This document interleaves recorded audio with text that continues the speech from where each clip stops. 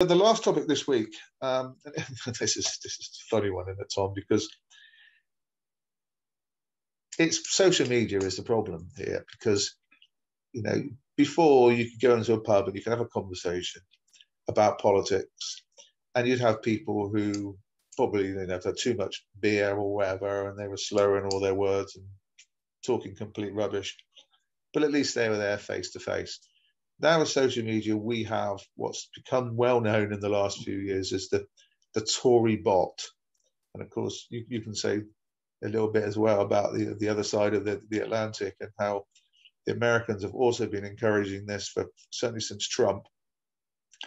But how you have all of these, I mean, we're talking hundreds of thousands, at least, if not millions, of fake accounts set up by people. And all their purpose is to go along under Boris Johnson or Donald Trump or Michael Gove or whatever, and to put this phrase, this positive comment that makes the wider public think, like you said, you talked about before, oh, Boris Johnson's popular, Donald Trump is popular. Actually, their popularity is entirely manufactured by people who've been put into positions to manufacture them. So there's people working around the PR of Boris Johnson, and they're working around the PR of Donald Trump, etc., whose role entirely was to recruit, probably pay them. Certainly they had to be sympathetic, pretty nihilistic, in order to be setting up these accounts and then making out with fake names, everything else, that they were supportive of a particular politician. And we've come to a point now where you can't be supportive of a politician because of what they do. You have to be supportive. You're supportive of a politician because you truly believe that many people are too, and you might be missing something. You're not missing anything, apart from the fact that you're being, again, completely and utterly conned. So, yes, so we're seeing, some viewers may be aware of this, may have seen this highlighted via social media, but some may be completely oblivious and may even have been taken in by some of the bots. So as you say, for a few years now, the Conservatives have got these hundreds and hundreds, thousands and thousands of bots, fake accounts, and they activate them, whether they're run by just Tory supporters or whether they're run from Conservative central office, or whether they're run by people from Deloitte. Who knows? And of course, yes. Johnson has really recently been having his answers for question time, Prime Minister's question time. He's been having his answers written for him by the consultants at Deloitte. Not just Boris Johnson. Not just Boris Johnson. Many Tory MPs. Yeah, yeah. So when they stand at the dispatch box and quickly quip back with some amusing repartee, it's been written for them by these well-paid consultants at Deloitte. It's just ridiculous. But these bots are, a whole different. That's a whole different ball game, and there's something quite concerning in terms of democracy. Something quite concerning about thousands of fake accounts, all tweeting out or posting on Facebook more or less the identical same message. Things like, "Oh, Boris Johnson was very strong today at the dispatch box. He's really showing his leadership skills there," and they all, hundreds of people are tweeting that exact same words at the same time. You're lucky that you've come across something with so many words in. The ones I tend to see are just all the way down the page of "brilliant Boris, brilliant Boris, brilliant Boris." It's like some deranged Dalek. It is ridiculous. And I have to say, it's been a Tory trick for several years now, that they flood social media with positive messages from these bots, which say, as I say, that has a worrying context in terms of democracy and how the public are being conned regarding sort of political life and how popular politicians and their policies really are with the real public. But it's not just the Tories. I mean, Starmer's just started doing it as well. There's a recent example where suddenly these Labour bots were revealed, and hundreds of fake accounts saying positive stuff the identical same words, positive stuff about Starmer. You know, it's no surprise. It's just shocking. It's, you know, I'm disgusted by that. It's shocking. It's no surprise, though, that the Tory Party Mark II are copying Tory Party Mark I. Yeah, but it's sad. The other thing I wanted to pick up on, Jace, was you know, the worst example of this. You know, sometimes it's just sycophantic stuff. You know, isn't Boris doing a great job? You know, we love Boris. You know, just ridiculous sycophantic stuff that they're all pumping out across social media. These thousands of fake accounts. But the most disgusting example was on the morning after the 2019 election.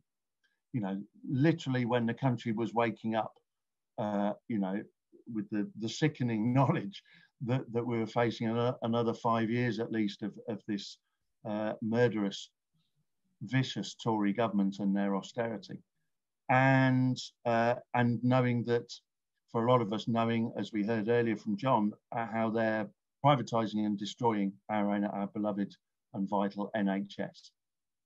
And on that morning, these thousands of fake accounts across the country tweeted and posted on Facebook more or less exactly the same wording that basically was about supporting our NHS. And they all sort of said, I know someone who works at the hospital, or I know a nurse, or my friend's a doctor, or whatever, saying the big problem with the NHS is the missed appointments, people not turning up for appointments. And it quoted one or two figures, I don't know, 30% of GP appointments or hospital appointments are not kept, and that costs lots of money and so forth. And obviously that is an issue.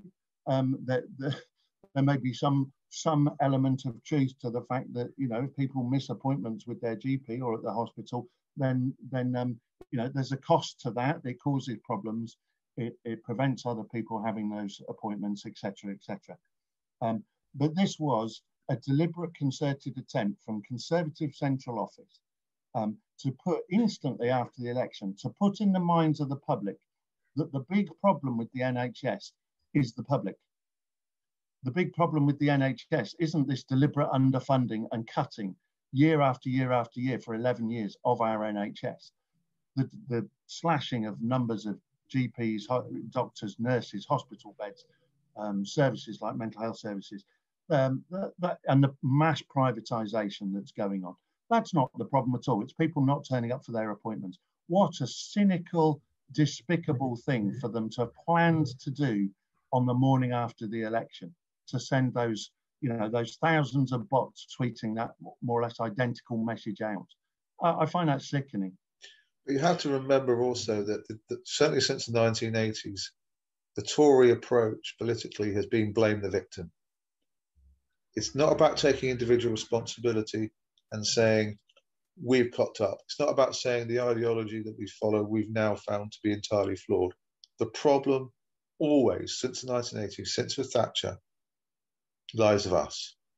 We are the problem. We have to sort ourselves out. If we don't fall in line with their vicious ideology, that's our fault, not theirs.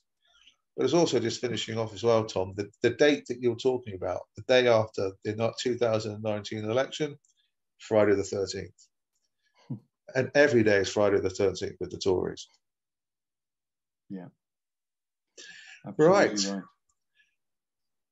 Episode 10, come to a conclusion. Yeah. And was there something of a training video? Oh, yes. I'm very Tory Bots we were going to share. Right. I think we should finish off. We won't have a lovely this week because I think this will be the lovely. So for anybody, this is a satirical, if you like, look at the Tory bot, and as you can see from this article, there's just some examples of how it works. But this is beautiful. This is so lovely. So yeah, we'll finish off with this video, and I'll see you next week, Tom. Thanks, Jay. See you next week. Thanks for watching, everyone. Enjoy this.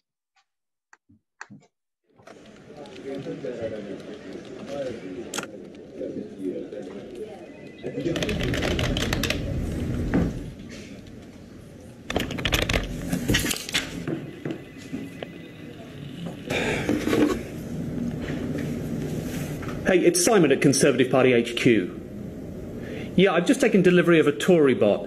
It's Minister 2.4.4. Yeah, I'm about to install the updates. The OS, Bullingdon 3.1. Listen, stupid question. How do I turn him on? I wondered what that was. I thought it was a free gift. Okay, thanks very much.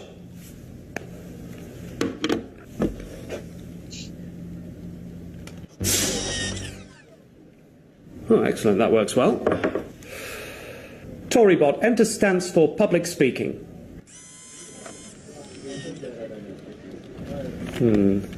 Sort that finger out. Widen those a little. Tory bot, enter diagnostic mode. Running self-diagnostic. No faults found. Great, that seems to be working. Tory bot, something we did cost thousands of lives. Response? It's a human tragedy. Unacceptable. We will launch an inquiry. No. Let's try that again. Tory bot, something we did cost thousands of lives. Response? Proud of our record. Big success. We did the right things. Much better. Okay. Check current affairs settings. Tory bot, statues of slave traders. Opinion? They should be taken down. A relic from the past. Outdated icons. No longer valid. Dearie me, when was this updated? Tory bot, statues of slave traders. Opinion? Vandalism by extreme left-wing anarchists. Why couldn't they write a strongly worded petition to their local council? Setup 70% complete. Okay, getting there. Tory bot, check visual field. Currently unable to drive to Barnard Castle. Okay, we'll do that later. Tory bot, evaluate Prime Minister. Theresa May is providing strong and stable leadership. Chaos with Ed Miliband. Chaos Ed Bacon Sandwich. Dearie me. Program mode. Update Prime Minister to Boris Johnson. Okay, let's try again. Tory bot, evaluate Prime Minister. Boris Johnson. Strong. Churchillian. I back him 100%. All right, yes, well, I'll put a 2-week time limit on that, I think. Excellent. Well, that's all done. Tory bot, any errors to report? I feel no emotion. That's perfectly normal. Warning. Equality module not installed. You won't be needing that. Warning. Compassion module not installed. Tory bot, power off.